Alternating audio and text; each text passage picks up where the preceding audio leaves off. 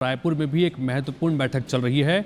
Unified command की बैठक है, जिसके पहले चरण की बैठक खत्म हो गई है और दूसरे चरण की बैठक शुरू हुई है। यूनिफाइड कमांड इसलिए महत्वपूर्ण क्योंकि नक्सल मोर्चे पर तैनात फोर्स के अधिकारी भी इस बैठक में शामिल हैं। नक्सल मोर्चे पर किस तरह से रणनीति के साथ आगे बढ़ना है, इसको लेकर यूनिफाइड कमांड की बैठक चल रही है। और अब दूसरा चरण जो शुरू हो चुका है, इसमें नक्सल इलाकों में विकास कामों को देख रहे विभागों के सचिव मौजूद हैं। रेलवे, दूरसंचार, मैदानी इलाकों के अधिकारी भी इस बैठक में शामिल हैं। तो पहले चरण में नक्सल मोर्चे पर तैनात फोर्स के अधिकारियों को शामिल किया गया। जो ऑपरेशन चल रहा है उसकी समीक्षा की गई, आगे किस तरह से चलना है इस पर बात हुई। और दूसरे चरण में इन नक्सल प्रभावित इलाकों में समानांतर विकास के काम कैसे चल रहे हैं या कैसे चलेंगे, इसको लेकर चर्चा हो रही है। तहसीन जैदी हमारे सहयोगी लगातार इस बैठक पर नजर बनाए हुए हैं और अभी भी इस वक्त हमारे साथ में सीधे जुड़ गए हैं। तहसीन, ये दो चरण में यूनिफाइड कमांड की बैठक होनी है और छत्तीसगढ़ के लिहाज से ये बहुत महत्वपूर्ण, क्योंकि करीब करीब 7 महीने से कम का वक्त अब बचा है। जो डेडलाइन दी गई है 31 मार्च की, तो इनसे पहले ये महत्वपूर्ण बैठक, 2 चरण, पहला चरण हो चुका है, अब सेकंड चरण, क्या कुछ अब तक हुआ? बिल्कुल हितेश जी, देखिए ये यूनिफाइड कमांड की जो बैठक एक साल में एक बार होती है, वो आज यहाँ पे हुई है और 11 बजे से शुरू हुई थी इसका पहला चरण, जिसमें मुख्यमंत्री, डिप्टी सीएम समेत जो कह सकते हैं CS, PS सभी आला अधिकारी इसमें मौजूद थे। नक्सल से जुड़े हुए अधिकारी थे, पैरामिलिट्री फोर्सेस के अधिकारी इसमें शामिल थे। पहले चरण की जो बैठक खत्म हुई है उसके दौरान जो है, जो फोर्सेस के बीच में जो कोऑर्डिनेशन जो मैदानी इलाके में होना है उस पर बात हो पाई है।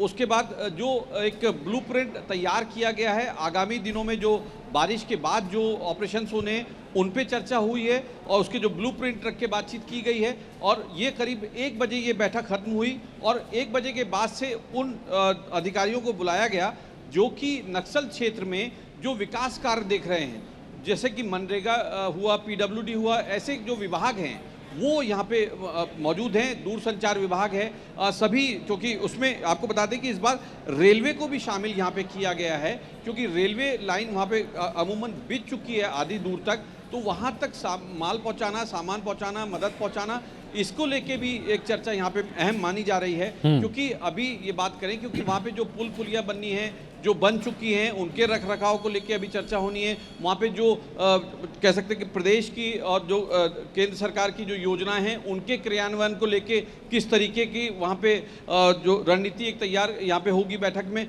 तो ये कह सकते हैं कि दूसरे चरण की बैठक जो है वो शुरू हो चुकी है और ये भी काफ़ी अहम मानी जा रही है, क्योंकि ये पहले चरण में जो हुआ उसके बाद जो दूसरा चरण इसलिए महत्वपूर्ण भी है क्योंकि वहाँ पे जब तक इंफ्रास्ट्रक्चर नहीं होंगे या इंफ्रास्ट्रक्चरों की रखरखाव नहीं होगा तो उसको लेके भी, क्योंकि वो फोर्स कैसे आगे बढ़ेगी, क्योंकि समय कम है। साल 2026 में नक्सलवाद के खात्मे का केंद्र सरकार ने संकल्प लिया हुआ है और अमूमन ज़्यादातर छत्तीसगढ़ का नक्सल जो इलाका है वो काफ़ी नक्सल मुक्त हो चुका है। तो ये कह सकते हैं कि ये बैठक भी काफ़ी अहम मानी जा रही है। और अभी करीब 2 से 2:30 बजे के बीच जो है गृह मंत्री और डिप्टी सीएम विजय शर्मा जी इस पूरी बैठक के बारे में ब्रीफ भी करेंगे। तो कह सकते हैं कि दूसरे चरण की बैठक अभी लगातार जारी है जी। और जब ब्रीफिंग होगी तब एक बार फिर से आपके पास में आएंगे, क्योंकि दर्शकों के लिए भी जानना बड़ा महत्वपूर्ण है कि क्योंकि नक्सल मोर्चे पर जिस तरह से कार्रवाई लगातार चल रही है, पैरेलल एक तरफ आप लगातार ऑपरेशन चला रहे हैं, दूसरी तरफ विकास के काम भी अंदर तक पहुंच रहे हैं, ताकि दोनों चीज़ें साथ में चल सकें और उसी को लेकर बैठक।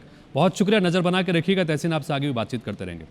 और इस बैठक में 2 बिंदुओं पर चर्चा हुई है। एक तो नक्सलवाद के साथ जो हमारे जवान लड़ रहे हैं और 20 महीने में अभूतपूर्व सफलता हासिल हुई है। बड़े बड़े माओवाद को न्यूट्रलाइज करने में हमारे जवान सफल हुए हैं, उनको धन्यवाद भी देते हैं। और दूसरा बिंदु है, वो क्षेत्र में नक्सलवाद तो समाप्त कर रहे हैं लेकिन उनका विश्वास भी जीतना है, इसलिए विकास को पहुंचाना है उन तक और उसके लिए निलानार योजना की शुरुआत किए हैं, जिसके माध्यम से सरकार की जो योजनाएं हैं उसको गांव तक पहुंचा पा रहे हैं। तो ये दोनों बिंदुओं पर बड़े विस्तार से सार्थक चर्चा हुई है।